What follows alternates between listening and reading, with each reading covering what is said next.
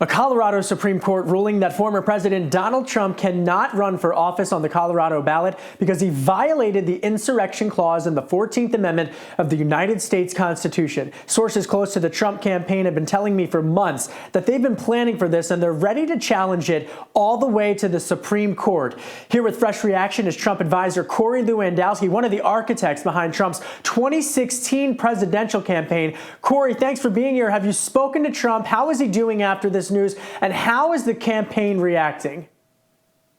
Well, Kevin, I haven't spoken to President Trump directly since the news came out last night from the Colorado State Supreme Court. But what we do know in a 4-3 decision, the state Supreme Court ruled that Donald Trump was guilty of an insurrection. And what's amazing to us at the campaign, Kevin, is that Donald Trump has never been charged by Jack Smith or anybody else with the insurrection. And you would think that all the resources that the federal government has through the Department of Justice, if he was actually guilty of that, they would charge him with it, they would put him on trial, and he would be found guilty. That has never occurred. So we feel very strongly that the U.S. Supreme Court is going to take this case up immediately. It will be a 9-0 decision to overturn the Colorado Supreme Court's decision, and Donald Trump will be on the ballot in all 50 states.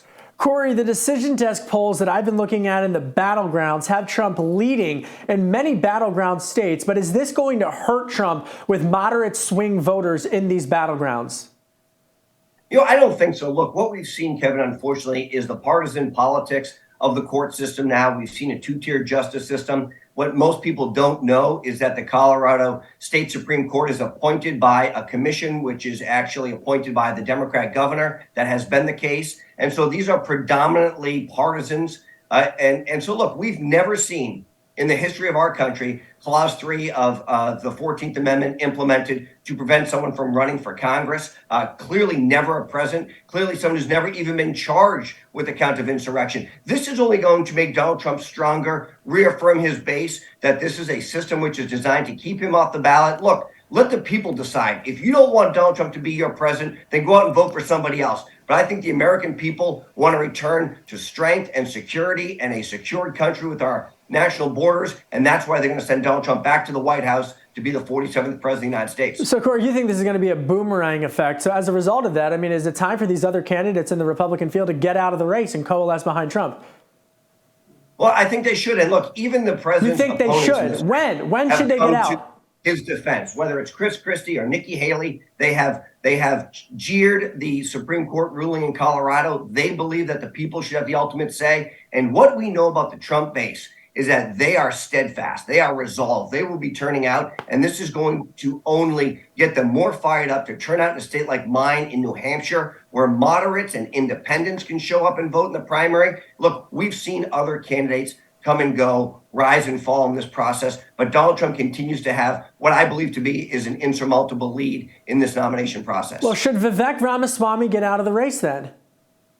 Absolutely. Look, Vivek should get out. Chris Christie should get out. Nikki Haley should get out. I think Asa Hutchinson is still technically in the race. None of these people have a path forward. If we truly want the Republicans to be successful in November against Joe Biden, then let's coalesce around Donald Trump. I believe Ron DeSantis is going to get out of this race after Iowa. That is evident by a number of the individuals around his campaign leaving, his super PAC imploding. I think Nikki Haley is out of this race by the time South Carolina finishes, and that leaves Donald Trump in the strongest position to take on Joe Biden. Get out of the race now, support Donald Trump, and let's get this general election match underway. Well, Trump was in Waterloo, Iowa last night, as we've discussed, and it was his 5th stop in Iowa. He's urging folks to get out the vote. Here he is. The poll numbers are scary because we're leading by so much. The key is you have to get out and vote because, you know, I tell it all the time. If you don't get out and vote, we can put this to bed after Iowa, if you want to know the truth. We can put it to bed for them, too. They can go home and forget it. Trump's never won an Iowa caucus. I mean, back in 2016, he lost to Ted Cruz by 1 delegate. So take me inside of the psyche of Trump's re-election or Trump's 2024 campaign effort and just how much Iowa means to them this time around. Well, Kevin, he did win the 2020 as the incumbent president. He won the caucus there by a margin. But, you know, in 16, it was a different race. We were still introducing Donald Trump to the political world. He didn't do all 99 counties.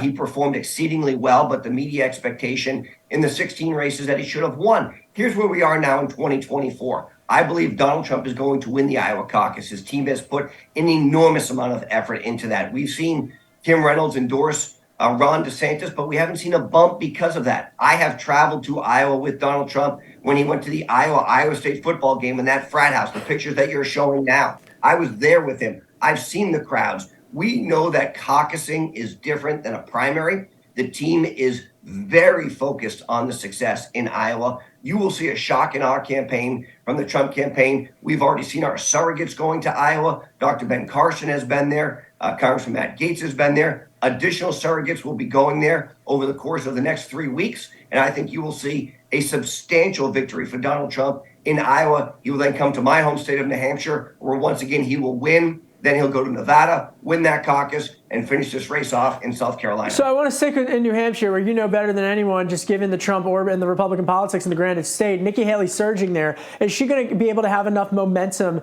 to beat expectations and even pull off an upset and beat Trump? Look, Kevin, I think the only way that can happen is if Chris Christie gets out of this race, if Ron DeSantis gets out of this race. Look, I don't think she can beat Donald Trump, but as the field were to narrow, she would have a better opportunity to pick up some of those Chris Christie voters, those individuals who don't want to support Donald Trump and are only supporting Chris Christie. The difference here is, as Ron DeSantis gets out of the race, some of those individuals are going to support Donald Trump. When Vivek Ramaswamy gets out of the race, by and large, the people who are supporting Vivek are going to go and support Donald Trump. Asa Hutchinson has such a small number of people supporting him, I think it's not going to matter. But if this becomes a two-person race, it is clearly going to indicate that Donald Trump is still going to win in New Hampshire, but it's going to be a close race. And I will predict here that Nikki Haley leaves New Hampshire with some Republican delegates, because I believe she will get north of 10% of the vote. That said, Donald Trump is the odds-on favorite to still win the state. Does Trump pick Tucker Carlson as vice president? Boy, I hope not. Look, I like Tucker. I think, let me give you some names that I think Donald Trump should look at. I think he should look at Joni Ernst. I think he should look at Kristi Noem. I think he should look at Tim Scott. I think he should look at Elise Stefanik. These are all individuals who either have elective experience and can help, or have a leadership partnership with Donald Trump. And I will say this, Mike Pence was a fantastic vice president for 3 years, 355 days. A great choice. And I was the chairman of the Vice Presidential Selection Committee when Mike was chosen. I know the type of person that Donald Trump should have as his vice president, and any of those four individuals would be absolutely fantastic. I think Tucker Carlson and a number of the others would try and upstage Donald Trump for their own political gain in 4 years from now. So I think what Donald Trump needs is a partner, someone who understands how Washington works, someone who's been a chief executive officer, and I think some of those people fit that bill very well. Two more questions for you. RFK, how is the Trump campaign planning for RFK? A lot of polls suggest that there are voters who are deciding between Trump and RFK.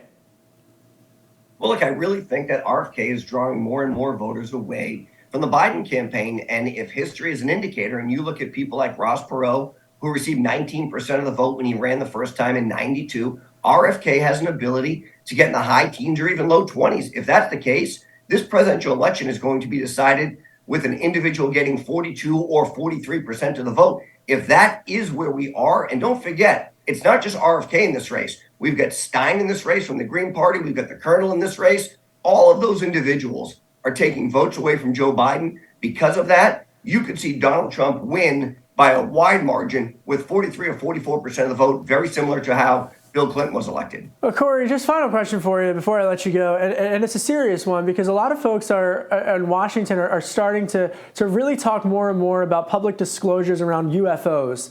And I know that you spoke. I know you're laughing, but Corey, there was a hearing on the Hill last week. Marco Rubio, other senators, really out there asking for more disclosures. And your conversations with the president, what is he going to say as more and more folks are demanding answers on what the government knows, what Trump knew, what Biden knows, and why they're not just being transparent with the public about what everybody knows. I mean, Trump talks about the deep state and whatnot, but he's never really talked about this. Roger Stone had him on the program and asked specifically about this, and even Trump backed down from Roger a little bit on this topic.